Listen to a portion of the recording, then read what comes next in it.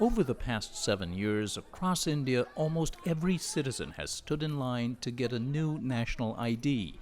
Next. It's a 12-digit number backed by biometric security, a headshot plus fingerprints plus an iris scan. It is the most exhaustive head count by a country in history.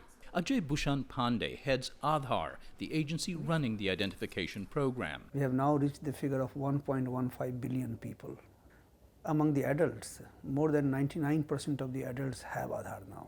Pandey says the Aadhaar project, which has so far cost 90 billion rupees, about $1.5 billion, improves national security by making it easier to monitor border crossings with India's neighbors like Pakistan and Bangladesh. He says the biometric IDs verify identity and weed out corruption by replacing paper records, if they even exist, with electronic ones. Aadhaar is bringing vast sections of the country that barely entered the industrial age into the digital age. Many people in India don't have birth certificates or formal IDs, and the government says that the Aadhaar program will correct this problem by issuing everyone a unique biometric identification. A tool of inclusion is what the government calls it. A third of India's population survives on less than $2 a day. They and many low to middle income people receive government benefits, including temporary employment in public works, farm subsidies, and food commodities distributed through ration shops.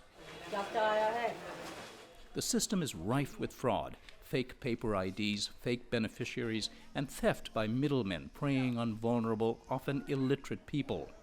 The new harder-to-fake IDs are designed to alleviate these problems, says a spokesman for India's ruling party, the BJP, in the capital, Delhi. 30 years back, when late Mr. Rajiv Gandhi was Prime Minister of India, he has used a phrase, when 100 rupees goes from Delhi, only 15 or 16 rupees reaches to the targeted poor. Now, we have ensured that if 100 rupees goes from here, the entire 100 rupees directly reaches to the person concerned. Given its promise of security and efficiency, the government recently decided to make Aadhaar mandatory for a growing number of financial transactions. Every bank account and tax return must now be linked to one's biometric ID, and an Aadhaar number is now required to receive any welfare benefits.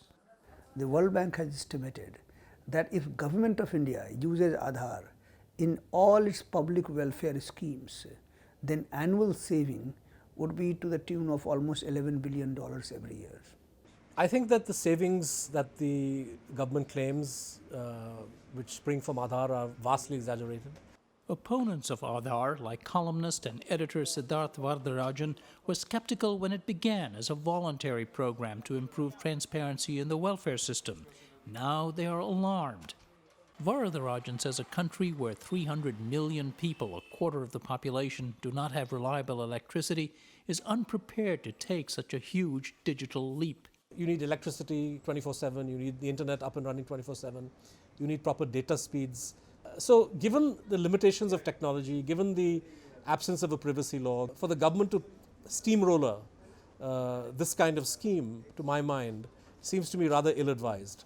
Internet service is at best sporadic in many parts of India, and in regions where Aadhaar IDs are now required, one recent report by a workers' rights group found the system has done little to reduce corruption.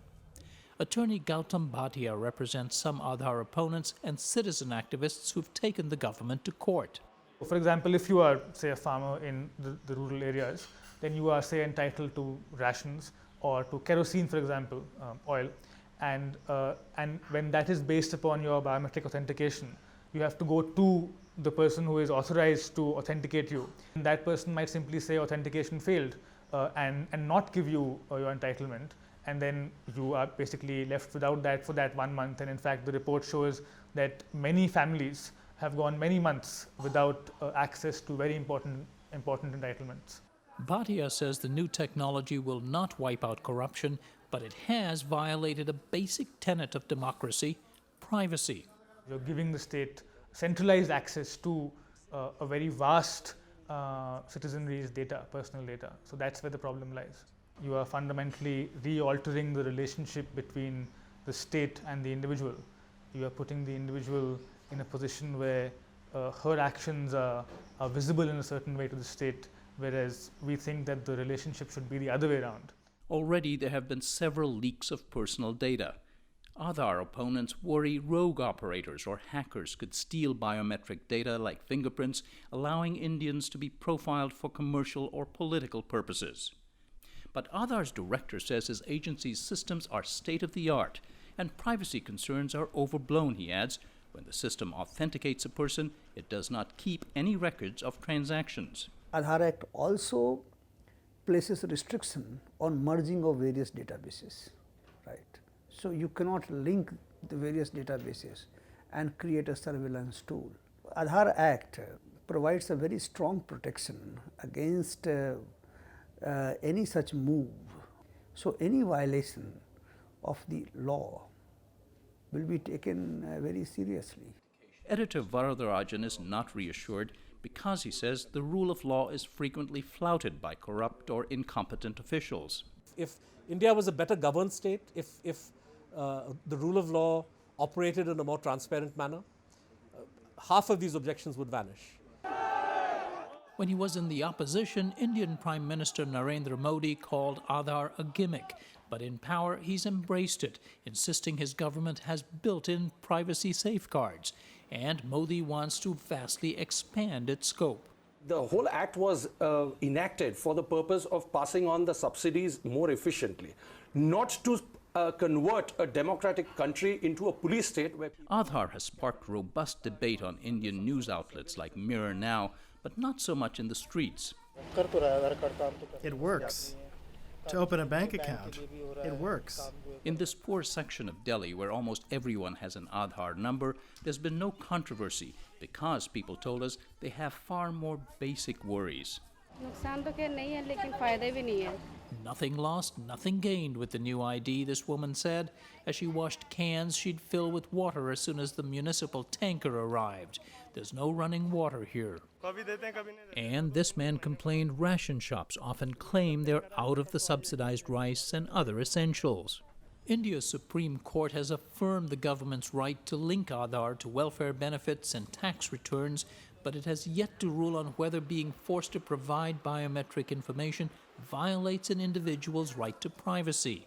When the court answers that question, the fate of the world's largest single database of biometric information will be at stake.